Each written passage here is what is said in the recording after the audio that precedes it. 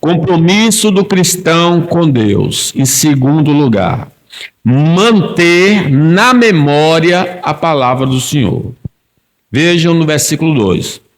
Recordar-te-ás de todo o caminho pelo qual o Senhor teu Deus te guiou no deserto estes 40 anos, para te humilhar, para te provar, para saber o que estava no teu coração, se guardarias ou não os seus mandamentos. Ele te humilhou e te deixou ter fome e te sustentou com o maná que tu não conhecias, nem teus pais o conheciam, para te dar a entender que não só de pão viverá o homem, mas de tudo que procede da boca do Senhor viverá o homem. Nunca envelheceu a tua veste sobre ti, nem se inchou o teu pé nestes 40 anos. Sabe, pois, no teu coração, que como o homem disciplina seu filho, assim te disciplina o Senhor teu Deus. Deus soberano, irmãos, Ele determina, se a gente lembra do que nos ocorreu, não só do que Deus ordenou, mas o que Deus nos fez. Deus soberano determinou os caminhos que devemos trilhar conforme a sua palavra, porque é dito ali que teu Deus te guiou. Foi Deus que pegou o povo do Egito e guiou para a terra prometida, né? É interessante que é dito lá em Números que havia uma nuvem, a nuvem se erguia de sobre a tenda, os filhos de Israel se punham em marcha, e do lugar onde a nuvem parava, aí os filhos de Israel se acampavam. Segundo o mandato do Senhor, os filhos de Israel partiam, e segundo o mandato do Senhor, se acampavam. Quer dizer, o povo só saía do lugar pela indicação da nuvem. A nuvem guiava o povo pelo deserto para a glória do Senhor. Deus, irmãos, é quem determina quanto tempo devemos permanecer no deserto existencial.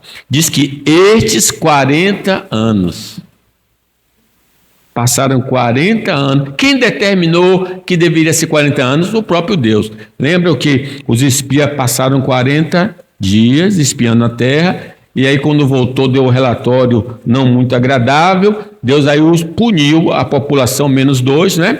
O Judá, Josué e Caleb, e para cada dia 1 ano. Eles tiveram de passar 40 anos no deserto. Mas o Senhor disse, em relação a Paulo, vai, falando para Ananias, porque este é para mim um instrumento escolhido para levar meu nome perante gentios e reis, bem como perante os filhos de Israel, pois eu lhe mostrarei o quanto lhe importa sofrer pelo meu nome. É Deus que determina se eu vou passar pelo deserto ou não e quanto tempo eu tenho de ficar no deserto. A palavra de Deus pode nos conduzir por um caminho desprovido da graça comum para preservar nossa vida da apostasia. Às vezes, Deus não nos dá o que nós queremos para nos poupar de desviarmos do Senhor. Diz o texto sagrado que quando, tendo o faraó deixado ir o povo, Deus não o levou pelo caminho da terra dos filisteus, posto que mais perto, pois disse, para que porventura o povo não se arrependa vendo a guerra e torne ao Egito. Porém Deus fez o povo rodear pelo caminho do deserto, pelo mar vermelho. Louvado seja Deus. A gente precisa entender que Deus está governando a nossa vida. Às vezes Ele não nos dá aquilo porque sabe que vai ser um caos para a nossa existência. A escassez experimentada em momentos pontuais na vida são provações para nos revelar a qualidade da fé que temos na palavra do Senhor. Diz que Deus levou para o deserto para os provar, para ver o que estava no coração. Lembra do Abraão? Deus fez a promessa de 100 anos do filho. O filho agora já tinha 13 anos, mais ou menos. Aí Deus, mate seu filho, ofereça em sacrifício para mim. E Abraão pegou aquele menino e levou para matar, né? E diz que, Hebreus, pela fé, Abraão, quando posto à prova, ofereceu Isaque. Estava mesmo para sacrificar seu unigênito, aquele que acolheu alegremente as promessas. O que se tinha dito, em Isaque será chamada a tua descendência, porque considerou que Deus era poderoso para ressuscitá-lo dos mortos. Deus nos coloca em prova e eu preciso crer no Deus vivo e verdadeiro. As dificuldades são testes que vão revelar se somos de fato fiéis ao Senhor, para saber o que estava no teu coração, se guardarias ou não os seus mandamentos. Assim como o ouro é colocado no fogo, assim a nossa fé é colocada nas provações, para ver que tipo de fé, de fato, nós possuímos. A ausência de coisas desejáveis na vida tem como objetivo mostrar sua insignificância para a nossa existência. Diz que Deus deixou eles ter fome. Que fome é essa? Se tiveram maná, até quando eles entraram na terra prometida, eles sempre tiveram comida, mas eles não tiveram pepino, melão, peixe, tudo aquilo que eles desejavam comer no Egito como uma necessidade básica. Deus disse, você não vai precisar disso durante 40 anos. Eu vou lhe dar o pão dos anjos, o pão do céu. Não sabemos quais elementos que tinham nesse pão, mas esse pão foi suficiente para manter toda aquela geração viva. Morreu aquela geração pecaminosa e outra continuaram com o alimento do Senhor. Deus quer mostrar o seguinte, que nem só de pão viverá o homem, mas de toda palavra que sai da boca do Senhor. Paulo diz assim, digo isso não por causa da pobreza, porque aprendi a viver contente em toda e qualquer situação. Tanto sei estar humilhado, como também ser honrado. De tudo e em todas as circunstâncias já tenho experiência, tanto de fartura como de fome, assim de abundância como de escassez. Tudo posso naquele que me fortalece.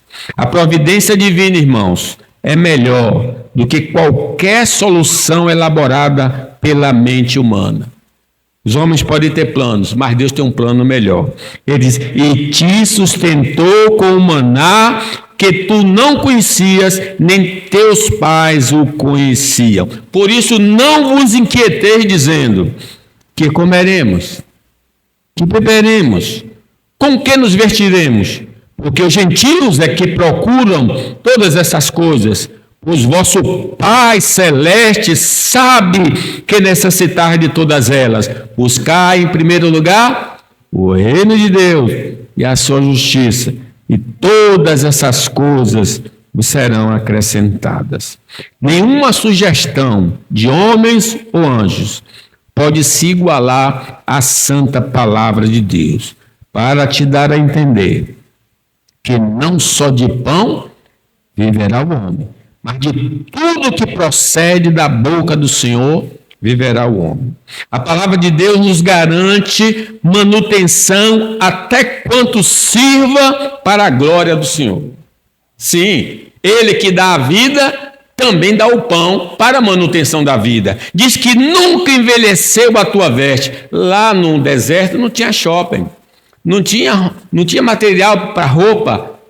E como é que essa roupa não envelheceu? Porque Deus pode fazer uma roupa se conservar para a sua glória. Diz, nunca envelheceu a sua veste sobre ti, nem se inchou o teu pé nestes 40 anos. Quer dizer, o chinelo era o mesmo, o sapato era o mesmo e funcionava durante 40 anos ali, tranquilo, porque Deus pode renovar a cada manhã. Ele não pegou a viúva e a botija, né, de azeite, de farinha e multiplicou até quando a chuva veio cair. Pastor Moreira falou sobre, né? O Elias.